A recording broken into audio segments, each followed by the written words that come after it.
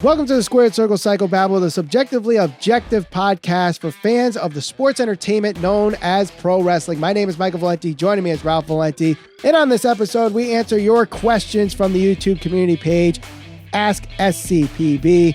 And we'll start things off, Ralph, with a question from Jeff Gloss.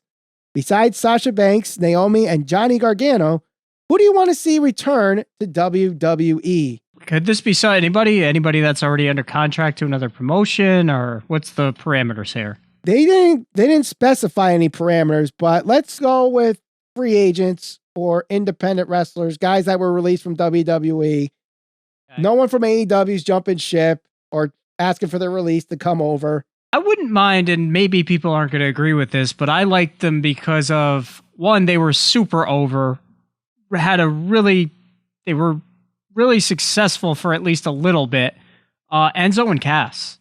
I think, yes. And I think Cass, especially, just, the way he's transformed, kind of like the way he looks. I think that things will be a little bit different with their run. I know Enzo definitely got under Triple H's skin if you listen to some of the interviews that have been recorded, but I mean, why not?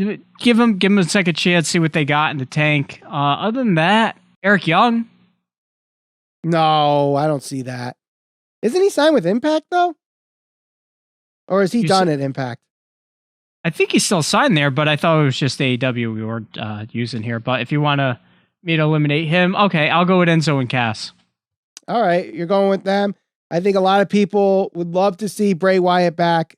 Not sure what capacity. Do you bring him back as the Fiend? Do you bring him back as the Eater of Worlds? Do you bring him back as a new character? A lot of people would love to see Bray Wyatt. I'm going back and forth with this because I love Braun Strowman. I've always loved Braun Strowman. I feel like he was the guy that WWE just dropped the ball on. He could have been the face of WWE for years to come, but instead they didn't let him beat Roman. They didn't let him beat Brock. And by the time they put the title on him, it was way too late. And now he's kind of damaged goods, and that's why he was released. Yeah. You bring him back now. Can you light that fire again and get him that over again? I don't think so. I don't think so either. I would love to see them try, but Bray Wyatt is another one too. Like, with more creative freedom, he doesn't necessarily have to be the Fiend again. He doesn't necessarily have to be the Eater of Worlds, but the guy's very creative with whatever you give to him or whatever he creates in his own mind. Maybe you try to give it back to Bray, like give Bray Wyatt another shot. I don't see him as a guy that would ever go to AEW. I think while, yes, he got creative freedom, I just don't think the character that he would want to portray can be executed the way that AEW present their shows. Whereas WWE, they're a little bit looser in the sports part than they are the entertainment part. So he could get away with a few more things there. I'm not saying start doing teleportation and magic tricks, but production value is a little bit better on WWE side, as long as Kevin Dunn's not fucking with the technical director telling him to cut 8,000 times. But, that's where I go. I would say Bray Wyatt would be This next question actually came to us a couple weeks ago on our email, scpbpodcast@gmail.com.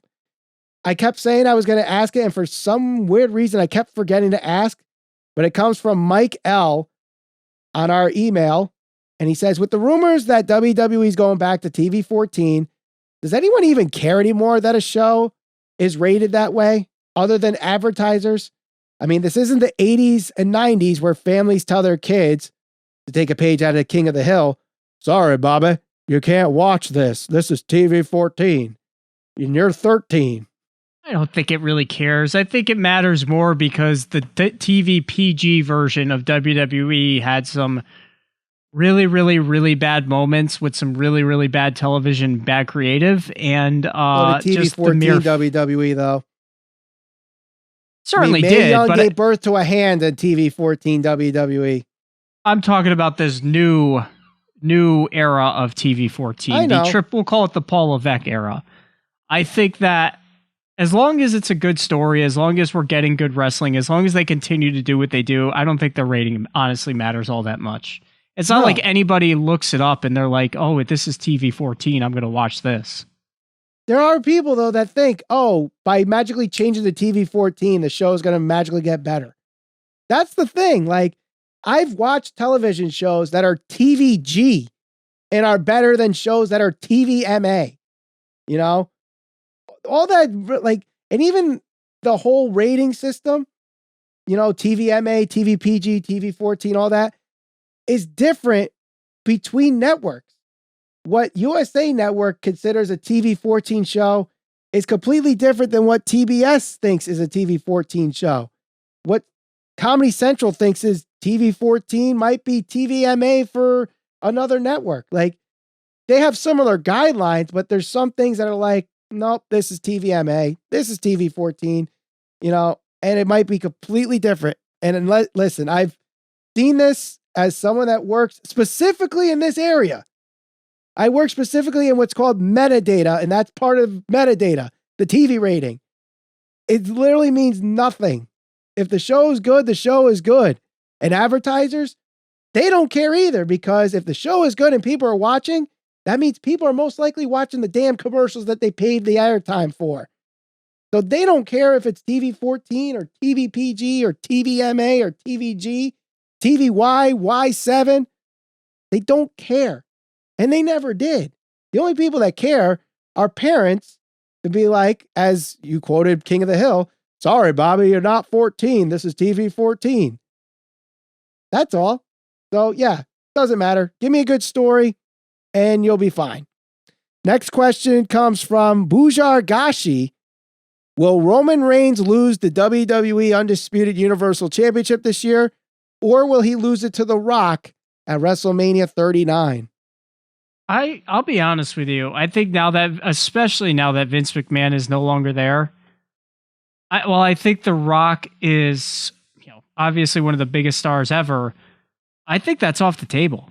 I think a match between Roman and The Rock is still something that would happen at a WrestleMania, but I think that now Triple H obviously is going to put more investment in the actual wrestling and developing the talent that's there now. Can I say with confidence he wouldn't put The Rock in a main event? No, I mean The Rock is a huge name. Do I think he's going to beat Roman? No, I don't. Not for the title, at least. I think that we're going to start to see him develop the wrestlers, develop their characters. I don't think that hurts WrestleMania in any way, because I think the WWE fan base is pretty loyal, because if they were loyal to bad shows, they'll be loyal to good, I would hope. So, I don't think The Rock beats him. Yeah, I don't think The Rock beats Roman, regardless if the match happens for the title or not. I think Roman beats him regardless. But I do think Roman is losing to Drew McIntyre at Clash of the Castle. Yeah. I think eventually Theory will cash in on Drew, and then the rest of the story goes played out to WrestleMania, which leads us to our last question here, Ralph, from Grant Anderson. Who will be the next 5 WWE World Champions? So, do you think Drew beats Roman Reigns at Clash of the Castle? I do. Yeah. All right, so that's one. We both have Drew McIntyre. Does Theory cash in on Drew? They want this in like a linear form here? Yeah. Well, they didn't say in order, but I'm assuming they want in order the next 5 champions. Okay. So Drew, does Theory cash in on McIntyre? Or does Karrion Kross beat McIntyre? No, I don't think. Well, Karrion Kross, I don't think wins the title anytime soon. Okay. Too fast. I don't think that happens. Theory, yes. Okay, so that's 2. I also see that happening. Now, after that, I see Riddle beating Theory. Interesting. Okay, I was going to say Seth. Well, that's where I'm going with 4 is Seth. All right, so I'm 1 behind you. Cody. That would be 5. Cody wins at WrestleMania. I'm going to go with a underdog in this one with the 5th. Because now I'm thinking you got Owens, you got AJ, you got Edge. Fuck it, I'll say. I want to say Montez Ford. You think Montez Ford is going to be a world champion in the next year as one of the next 5 champions? The next year? Well, I'm assuming all 5 of these champions will probably be crowned within the next year because I have them going from Clash of the Castle to WrestleMania. Okay. I'll take Montez Ford off. You said Riddle. I'm going to say Riddle, but we got there a little differently, so I'll say Riddle too. So I have McIntyre, Theory, Riddle, Seth, Cody. You have McIntyre, Theory, Seth, Riddle, Cody? They're not in order. I didn't put them in order. I'm not fantasy booking. I'm just picking 5 people that I think will be champions. Okay. So basically you're agreeing with my order. You just don't want to admit it. Sure, if it's a good story. Or what ends up happening is Drew McIntyre wins, Seth Rollins beats him, Cody wins at WrestleMania, then the next night on Raw, Theory cashes in and ruins it for everybody. Entirely likely too. Or he cashes in on The Rock. Imagine if they did that. So Rock wins the title at WrestleMania. The next night, Theory cashes in. Lashley wins the title from Theory. Lashley loses it to Omos. Omos. Oh, gosh. Let us know who you guys think are the next 5 WWE World Champions in the comments below, or send us a tweet at SCPB Podcast.